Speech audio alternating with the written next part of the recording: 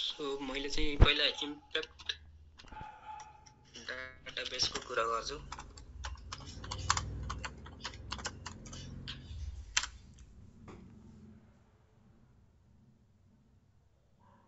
So यो impact database भनेको Indian medicinal plant phytochemistry and therapeutics भन्ने हो। यो चाहिँ इन्डियन गभर्नमेन्टले अथवा इन्डियाको रिसर्च सेन्टरले चाहिँ यसले डाटाबेस बनाएको हो। सिम्पली यस्तो डाटाबेस हामी पनि बनाउन सक्छौँ भन्ने मलाई लाग्छ। यदि तपाईँहरूले केही इफोर्ट दिनुभयो भने मिलेर चाहिँ यो यस्तो डाटाबेस पनि हामी पनि नेपालमा भएको प्लान्टहरूको डिफ्रेन्ट लिटरेचर अनुसार गर्न सक्छौँ। सो यो चाहिँ डाटाबेसमा चाहिँ हामीले जनरली यो कम्पाउन्डमा कुन कुन काम भयो र कुन कुन कम्पाउन्ड बायोएक्टिभ कम्पाउन्डहरू छन् र कस्तो कस्तो काम भयो भन्ने कुराहरू चाहिँ हामी मजाले चाहिँ आफ्नो लिटरेचर रिभ्यू चाहिँ गर्न सक्छौँ।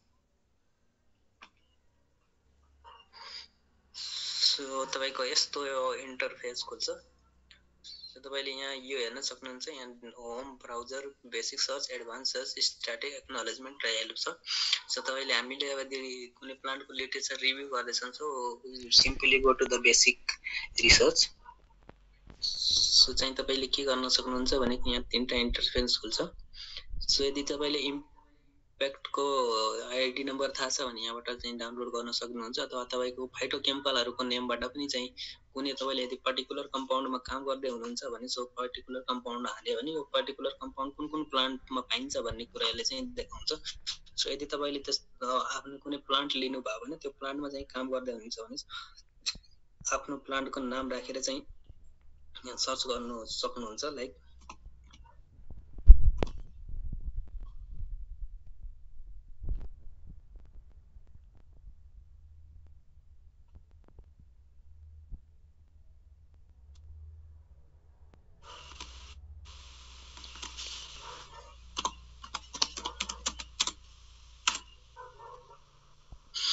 सो मैले एउटा यहाँ चाहिँ ब्लुमा स्पिसिसको चाहिँ नाम हाले हैन।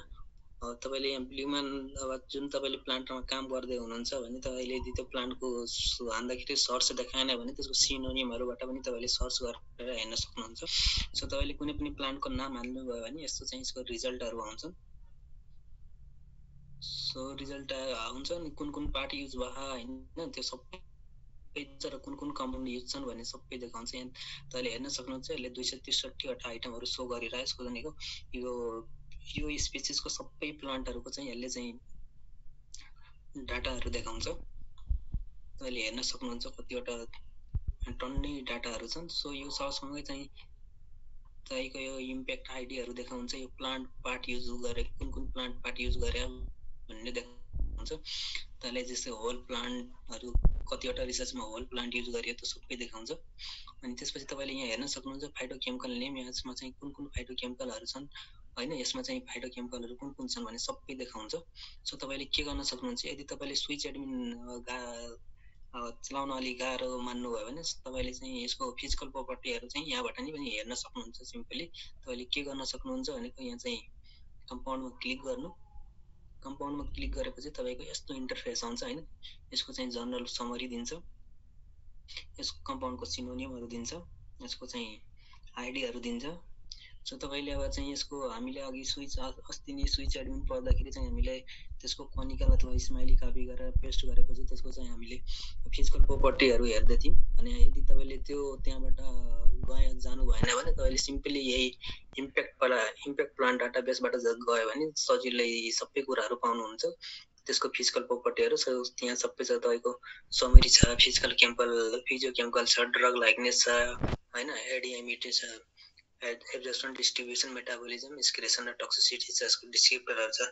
सो तपाईले यहाँ फिजिकल फिजियोकेमिकलमा हेर्न इन्टर गर्नु भने यहाँ सबै तपाईको सबै यहाँ डाटाहरु दिन्छ जुन चाहिँ हामीले स्विच एडिङबाट चाहिँ हेर्छौं। सो तपाईले यहाँ मोलिकुलर वेट हेर्न सक्नुभयो हैन। त्यसपछि पार्टिसन कोएफिसिएन्ट हेर्न सक्नुभयो। हाइड्रोजन बोन्ड एक्सेप्टर कति छ, डोनर कति छ, कार्बन एटमहरु कति छन्, हेभी एटमहरु कति छन्, यसलाई सबै कुराहरु तपाईले यहाँबाट हेर्न सक्नुहुन्छ। सो हामीले एउटा चाहिँ स्विच एडमिनको एउटा चाहिँ वैकल्पिक बाटो यो नि हो। हामीले चाहिँ प्लान्ट लिटरेचर रिभ्यू गर्दै गर्दै नि चाहिँ हामीले यो सबै डाटाहरु चाहिँ हेर्न सक्छौं अनि यसलाई चाहिँ डाउनलोड पनि गर्न सक्छौं। सो यसको ड्रग लाइकनेसहरु कतिवटा छन् लाइक यो हामीले अब ड्रगलाई नै चाहिँ मैले अस्ति नै भने थिएँ, कुनै पनि ड्रगलाई चाहिँ यदि हामीले फर्मुलेसनतिर लाग्नु पर्यो त स्युटिक्समा लाग्नु पर्यो भने त चाहिँ हामीले मेन कुरा चाहिँ के हो भनेको हाम्रो चाहिँ लिपिन्स्कीको रुल फलो गर्नु पर्यो। लिपिन्स्कीको रुलमा 5 वटा रुल छन् हैन, यसलाई 5 थम्ब रुल पनि भन्छ। सो त्यो मध्ये चाहिँ हामीले 2 वटा भन्दा धेरै चाहिँ यसले चाहिँ लिपिन्स्कीको रुल भायोलेट गर्नु भएन। सो त्यहाँ हेर्न सक्नुहुन्छ नम्बर अफ लिपिन्स्कीको रुल 5 भायोलेसन भनेको यसले एउटा गर्यो। So it is a limit हैन, यो चाहिँ ड्रग क्याटेगोरीमा जान सक्छ। यहाँ लिपिन्स्कीको रुल 5 पास गरेको गरेन।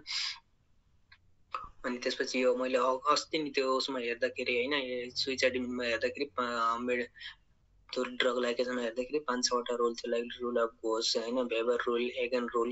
यो पनि चाहिँ मेडिसिनल केमिस्ट्रीको रुल हैन, यो त ड्रग लाइनेसको अब यसले चाहिँ हामी ड्रग फर्मुलेसनमा लाग्ने कि नलाग्ने कुराहरू चाहिँ योबाट पनि हुन्छ। सो यहाँ तल जानुभयो भने तपाईहरुले यहाँ हेर्न सक्नुहुन्छ, यहाँ ड्रग लाइनेस स्कोर कति छ। मैले बायोएबिलिटी सिन्थेटिक भ्यालु भनेको थिएँ हैन, सिन्थेटिक बायोएबिलिटी कति छ हैन, बायोएबिलिटी स्कोर कति छ भन्ने सबै कुराहरू तपाईले यहाँ यहीँबाट थाहा पाउन सक्नुहुन्छ। एउटा चाहिँ एडीएमबिटी छ।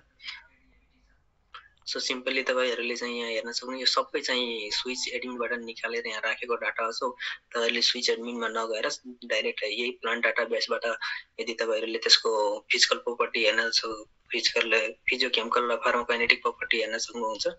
सो तपाईले यहाँ हेर्न सक्नुहुन्छ बायोएबिलिटी स्कोर कति छ हैन, सोलुबिलिटी क्लास कुन हो, त्यसैले इलेक्ट्रोन भेरिएन्ट क्रस गर्छ कि गर्दैन। हामीले जति स्विच एडमिनमा हेरेको प्रोपर्टीहरु थियो सबै चाहिँ यसले चाहिँ हामीले चाहिने प्रोपर्टीहरु मात्र यहाँ क्याटेगराइज गरेर राखिदियो। सो लाइक तपाईहरुले हेर्न सक्नुहुन्छ, हामी सबै कुरा चाहिँ त्यही हेरेथे हैन, सबै कुरा यही छ।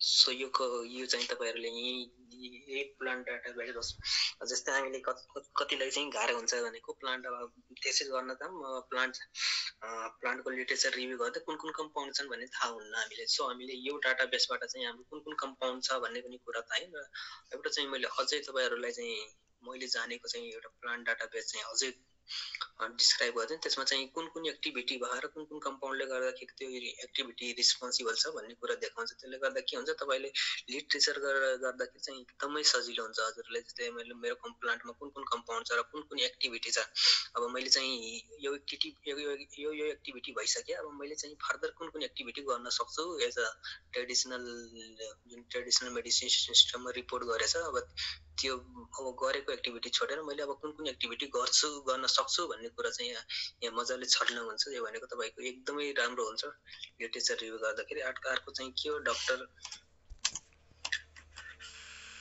लुक प्लान्ट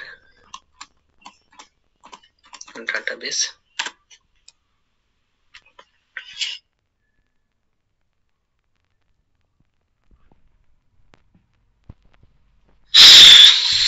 यो चाहिँ अघि चाहिँ हामी इम्प्याक्ट चाहिँ इन्डियाको हो भने यो चाहिँ हाम्रो युएस को डाटाबेस हो। सो तपाईले सिम्पली यो क्लिक गरेपछि सर्च द डाटाबेसमा क्लिक गर्नु। डाटाबेसमा क्लिक गरेपछि तपाईहरुको यस्तो इन्टरफेसहरु खुल्छ। इन्टरफेस खोलेपछि तपाईले हामीले यहाँ फिल्टर गर्न सक्छौं केबाट युज गर्न। बायोलोजिकल एक्टिभिटी खोजें कि केमिकल खोजें कि प्लान्ट खोजें, हैन त इथनोबेटिकल एक्टिभिटी खोजें कि इथनोबेटिकल प्लान्टहरु खोजें, त्यसको सिनोनिमहरु खोजिरहन के सबै कुरा यहाँ गर्न सक्नुहुन्छ। लाइक सिम्पली मैले कुनै प्लान्टमा क्लिक गरे, क्लिक गरेपछि तपाईले यहाँ चाहिँ सर्च गर्न सक्नुहुन्छ। सिम्पली आफ्नो प्लान्ट जुनमा एक्टिभिटी गर्न खोज्नु भए त्यसको चाहिँ प्लान्टको नाम यहाँ हाल्नु।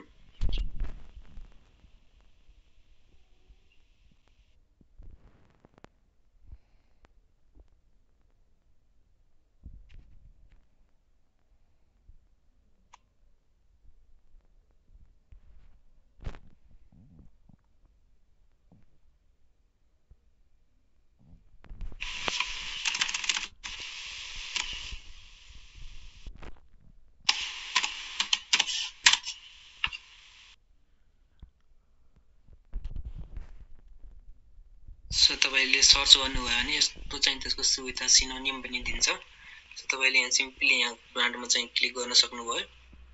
अनि क्लिक गरेपछि तपाईले अब के चाहियो भनेको यहाँ तपाईले यहाँबाट फिल्टर गर्न सक्नुभयो। केमिकल विथ एक्टिभिटी चाहियो, तल तपाई हेर्न सक्नुहुन्छ कुन केमिकल कम्पाउन्डहरु छन् भन्ने प्रेजेन्ट छन् भन्ने सबै कुराहरु चाहिँ यहाँ देखाउँछ कुन पार्टमा प्रेजेन्ट छ अनि सबै कुराहरु यही देखाउँछ सो मैले के गर्छु भनेको यहाँ जाने केमिकल विथ एक्टिभिटी हाल्नु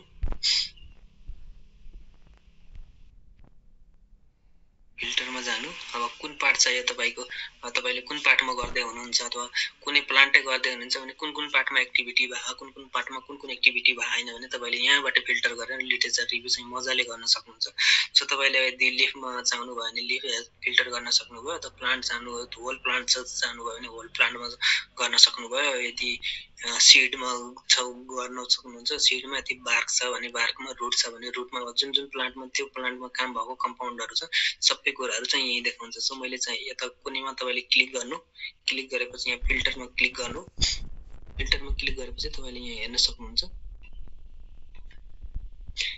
यसमा कुन कम्पाउन्ड छन् हैन एक्टिभिटी कति एक्टिभिटी भए हैन सबै कुरा यहाँ हेर्न सक्नुहुन्छ अनि लाइक यो कतिवटा कुन कम्पाउन्ड छन् यहाँ प्रेजेन्ट छन् भन्ने सबै कुराहरु तपाईले यहीबाट थाहा पाउनुहुन्छ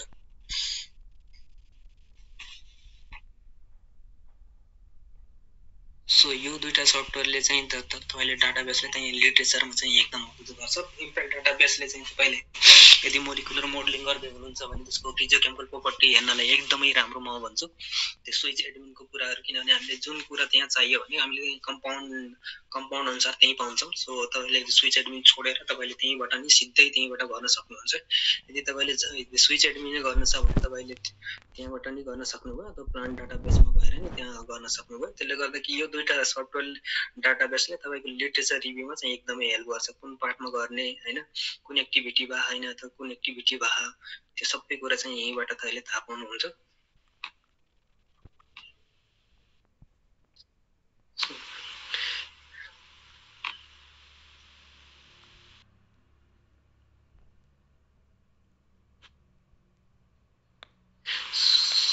सो यहाँ तपाईले यदि के एक्टिभिटीमा क्लिक गर्नुभयो भने कुन एक्टिभिटी भए भन्ने कुराहरु यहाँ देखाउँछ कुन कम्पाउन्डमा अथवा कुन रिसेप्टरमा यसले काम गर्छ भन्ने कुराहरु सबै देखाउँछ कतिवटा एक्टिभिटी भएन त्यो प्लान्ट रिलेटेड अथवा त्यो कम्पाउन्ड रिलेटेड अथवा त्यो पार्ट रिलेटेड कतिवटा एक्टिभिटी भएन भन्ने सबै त्यहाँ देखाउँछ तपाईहरु यहाँ हेर्न सक्नुहुन्छ कुनमा कति एनालिसिसमा चाहिँ यो चाहिँ दुई चोटी रिपिट भए अनि दुई चोटी गरे अनि यसरी नै तपाईहरुले चाहिँ आफ्नो लिटरेचर रिभ्यु गर्न सक्नुहुन्छ